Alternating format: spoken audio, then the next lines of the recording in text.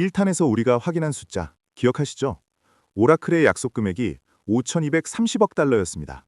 그리고 그 중에서 1년 안에 매출로 인식될 거라고 기대하는 비중이 약 10%라고 했습니다. 그러면 사람들이 바로 이렇게 말해요.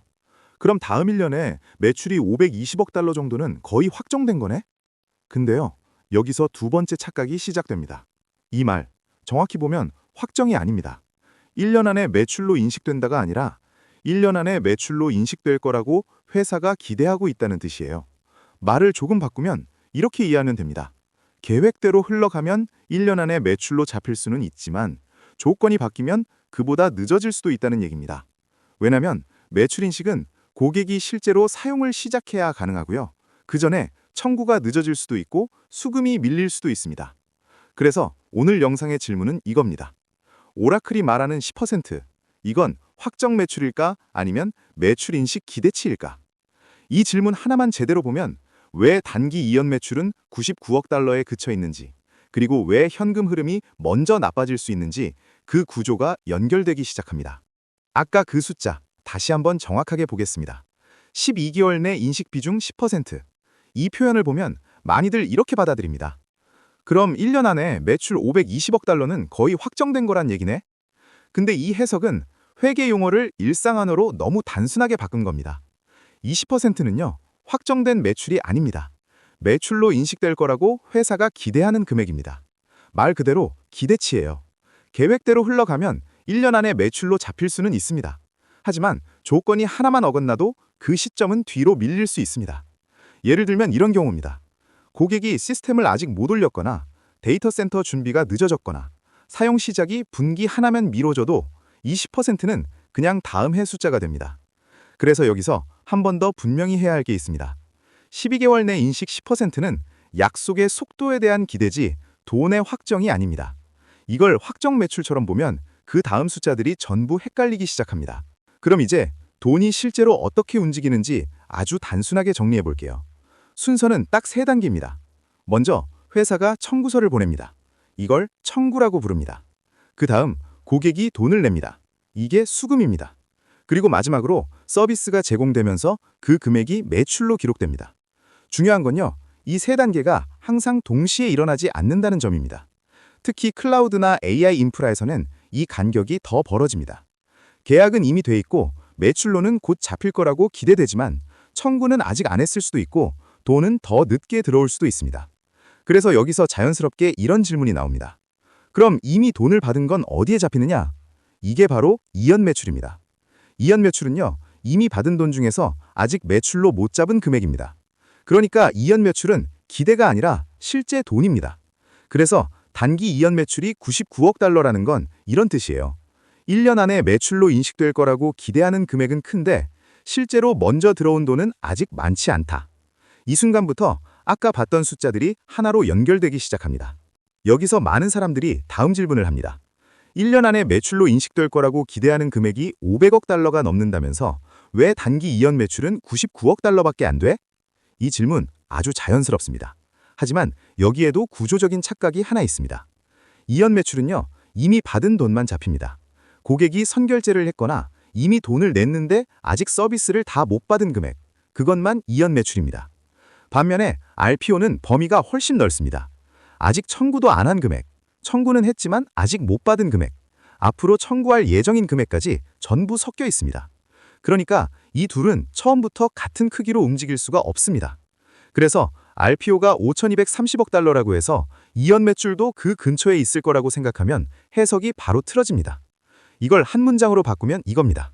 이연 매출은 이미 통장에 들어온 돈이고 RPO는 앞으로 해줘야 할 약속의 총합입니다. 그릇 자체가 다르기 때문에 숫자가 안 맞는 게 정상입니다. 문제는요, 시장이 이 둘을 같은 성격의 숫자로 비교해버릴 때 생깁니다. 여기서 또 하나 중요한 포인트가 나옵니다. 오라클은 공시에서 이런 선택을 했다고 밝힙니다. 사용량에 따라 금액이 달라지는 계약, 그러니까 변동 대가에 대해서는 일부 공시하지 않겠다. 이 말 조금 어렵죠? 아주 쉽게 풀면 이 뜻입니다. 고객이 얼마나 쓰느냐에 따라 돌이 달라지는 계약은 처음부터 정확한 금액을 못 박을 수 없다는 겁니다. 그래서 이런 계약은 RPO에 덜 잡힐 수도 있고요. 반대로 RPO에 잡혀 있다고 해도 실제 사용은 나중에 시작될 수 있습니다. 즉, RPO는 모든 수요를 정확히 보여주는 숫자가 아니라 일부는 빠지고 일부는 뒤로 밀릴 수 있는 숫자입니다. 여기서 구조가 하나 더 보입니다. RPO가 크다고 해서 그만큼의 돈이 같은 속도로 들어온다고 기대하면 안 되는 이유입니다.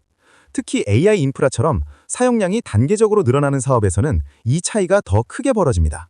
그래서 지금 이 구간에서 자연스럽게 이런 상황이 만들어집니다.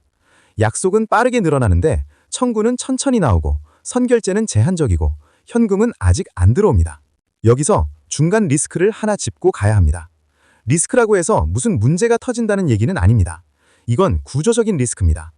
약속은 빠르게 커졌는데 그 약속이 돈처럼 행동하는 속도가 생각보다 느릴 수 있다. 이 가능성입니다. 이게 언제 나타나느냐면요. 첫 번째는 선결제가 약한 계약이 많을 때입니다. 계약은 했지만 돈은 쓰면서 내는 구조라면 청구와 수금이 자연스럽게 뒤로 밀립니다. 두 번째는 청구 시점이 늦을 때입니다. AI 인프라는 사용량이 확인돼야 청구가 나가는 경우가 많습니다. 그만큼 현금이 들어오는 타이밍도 늦어집니다. 세 번째는 사용 개시 자체가 늦어질 때입니다. 리전이 아직 열리지 않았거나 GPU 배정이 지연되거나 고객 시스템 구축이 단계적으로 진행되면 약속은 장부에 있지만 실제 사용은 뒤로 밀립니다. 그래서 인베스터 측면에서 봐야 할 신호는 딱 두 가지입니다. 첫 번째, 단기 이연 매출이 분기마다 빨라지고 있는지입니다. 약속이 실제 돈으로 바뀌기 시작하면 이연 매출은 반드시 따라옵니다. 두 번째, 매출 채권이 같이 늘어나고 있는지입니다. 청구는 나갔는데 돈이 아직 안 들어왔다면 채권이 늘어나게 됩니다. 이 두 가지가 동시에 안 보이면 아직은 약속이 돈보다 앞서가고 있다는 뜻입니다. 이건 성장이 틀렸다는 얘기가 아니라 속도가 문제일 수 있다는 신호입니다. 그럼 여기서 자연스럽게 이런 질문이 나옵니다. 아직 돈도 안 들어오는데 왜 투자는 이렇게 먼저 커졌을까? 이걸 이해하려면 캐펙스라는 단어부터 아주 쉽게 풀어야 합니다. 캐펙스는요, 서버, 데이터 센터, 전력 설비처럼 앞으로 돈을 벌기 위해 미리 깔아야 하는 설비 투자입니다. AI 인프라는 이 구조가 특히 강합니다. 고객이 쓰겠다고 약속을 하면 그 다음 단계는 오라클이 먼저 움직여야 합니다. 리전을 열어야 하고요. GPU를 확보해야 하고요. 전력과 냉각 설비도 미리 준비해야 합니다. 이걸 다 해놓지 않으면 고객은 쓰고 싶어도 쓸 수가 없습니다. 그래서 지금 오라클에서는 이런 그림이 만들어집니다. 약속은 먼저 쌓였고 그 약속을 실행하기 위해 투자가 먼저 나가고 실제 사용과 현금은 그 뒤를 따라옵니다. 이 과정에서 자연스럽게 나타나는 게 현금 흐름, 그러니까 FCF의 마이너스입니다. 이건 반드시 나쁜 신호라고만 볼 수는 없습니다. 선투자 후 사용, AI 인프라 특유의 구조가 드러나는 구간일 수 있기 때문입니다. 문제는 하나입니다. 이 상태가 잠깐의 램프업이냐 아니면 회수가 늦어지는 구조냐, 이 차이입니다. 그래서 여기서 인베스터 관점으로 한 번 더 정리해 봅시다. 이번 오라클 사례에서 시장이 착각한 지점은 이겁니다. 12개월 내 인식 10%를 확정 매출, 확정 현금처럼 해석했다는 것입니다. 하지만 실제 구조를 보면 이 10%는 매출 인식에 대한 기대치이고 현금의 속도는 청구, 수금, 사용 개시에 달려 있습니다. 그래서 인베스터는 이 숫자를 이렇게 봐야 합니다. 약속이 얼마나 크냐보다 그 약속이 이연 매출과 현금 흐름으로 얼마나 빨리 넘어오느냐를 봅니다. 여기서 마지막 리스크를 하나만 짚고 마무리하겠습니다.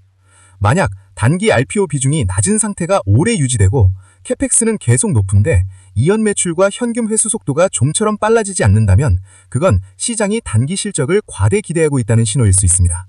반대로 이연 매출이 점점 빨라지고 청구와 수금이 따라오면서 FCF- 폭이 줄어들기 시작하면 그때는 이 약속들이 비로소 이행된다고 볼 수 있습니다.